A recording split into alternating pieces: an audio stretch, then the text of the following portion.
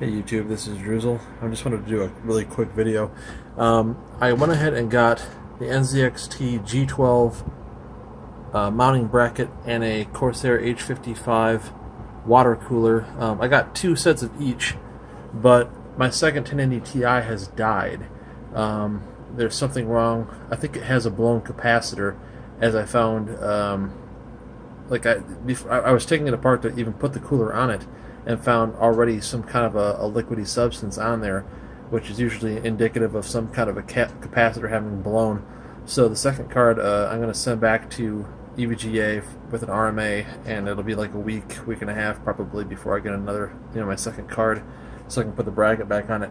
If you're wondering why it looks bent as shit, this is kind of why I wanted to do this review. I was doing a whole video of the breakdown and installation process of this, and then I got through part of it and ran into some problems and just cut the video short because it wasn't going to end up being a good video.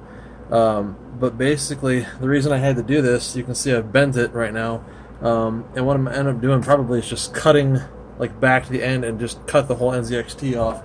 NZXT, I should say, sorry. And the reason for that, well, here's the tool I'm going to use to do it. It's a little pair of tin snips. My neighbor gave me some higher end stuff to work with, since he said he doesn't really use this kind of stuff that much anymore. I used a bigger pair to do it. That's why it's kind of funky. But basically, NZXT, in their infinite wisdom, made it impossible to use two of these in SLI, because as you can see right here where the bridge would have to connect, this basically runs right through there and can't fit, because this, when it's pushed down into its normal position, blocks the SLI Pro bridge. Like I said, I've got my EVGA high bandwidth Pro bridge, and you have to use that bridge when you do SLI with GTX 10 series cards. So why they thought that this was a good design, like somebody didn't think this through. I actually contacted the company and let them know about what I consider to be a product defect, because again, you cannot do SLI with GTX 1080s or 1080 Ti's and use these without modifying the G12 mount itself physically, like I've done. And like I say, I know it looks like shit, but I'm just, it's kind of ghetto, but I was just trying to get it working. I will take those nicer pair of snips here later and probably modify it down to the point where it just completely removes the word NZXT, so at least it'll look uniform, and I'll probably get my Dremel tool out and even buff out those rough edges a little bit so it looks at least kind of polished. Try to make it a little cleaner looking. The second mount I have, I have it just basically sitting in the box waiting for when I get my second card back. But that said, even though this looks really gangster right now and all the wires and stuff are not nicely done, again, I was just basically trying to get it working. I did this yesterday. But here, let me show you what this is running like, because it's ridiculously good. Hopefully that reflection on the screen isn't too bad. But you can see the GPU temperature, it's idling at 28 degrees.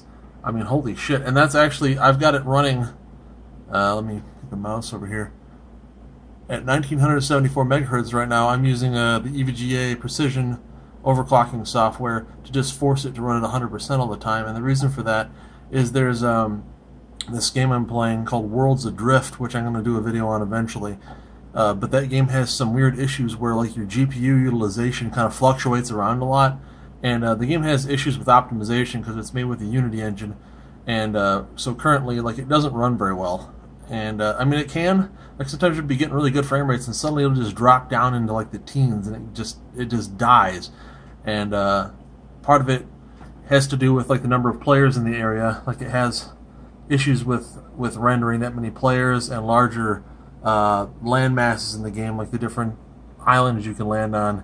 It has trouble doing that. But the other part is that what the hell was I going to say?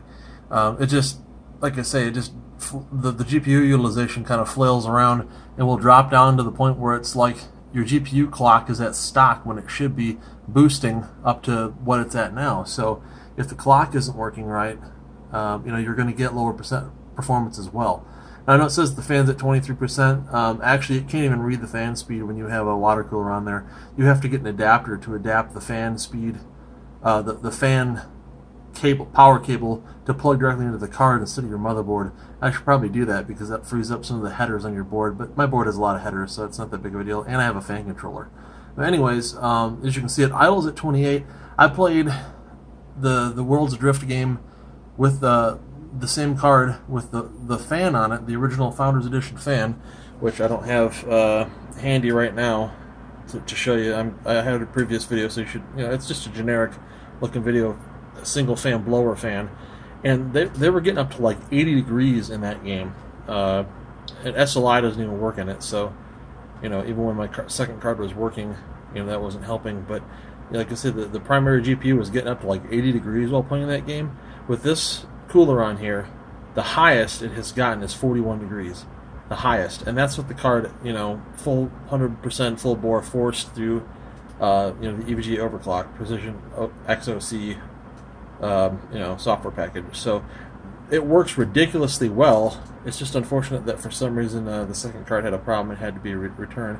And like I said, this stupid design choice by NZXT to mount it the way, to block the second SLI bridge finger connector thing there, I just don't understand their thought process in doing that. Maybe they didn't think about it. It's made to work with every video card out there practically, and I understand that only the NVIDIA 10 series needs that high bandwidth bridge, so anybody else would have been fine with just a single flexible connection and it wouldn't have mattered. So, that in mind, maybe that's why they did what they did. But still, going forward, I mean, the 10 series came out before these mounts came out. It seems like they would have considered that. But, whatever. Maybe they need me to work for them. Anyways, that's pretty much all I had to say right now. Like I said, I did a video, or part of a video, showing me taking the 1080 Ti down, taking it apart, trying to install the G12 mount. Like I said, I ran into some issues. The instructions were not 100% clear, or maybe I kind of misread them initially and thought that you needed to use the bracket that came with the water mount. The only thing that you need to do with these is just take the water mount out of, or the water cooler out of the box, attach it to the bracket, and put it on the card. You don't need to use anything that comes with the Corsair H55 at all, except for the cooler part, the water block with the tubes up to the radiator itself. That's the only thing that you need to use. Everything else is handled by the G12 mount. They're really nice. They're only like $28 on Amazon, so I got two, like I say, but just that issue with SLI connection. Anyways, appreciate everybody watching. This is Druzel as always. If you have any questions, go ahead and ask them in the comment section below. Go ahead and throw the video a like, and or maybe subscribe to the channel if you like this kind of content.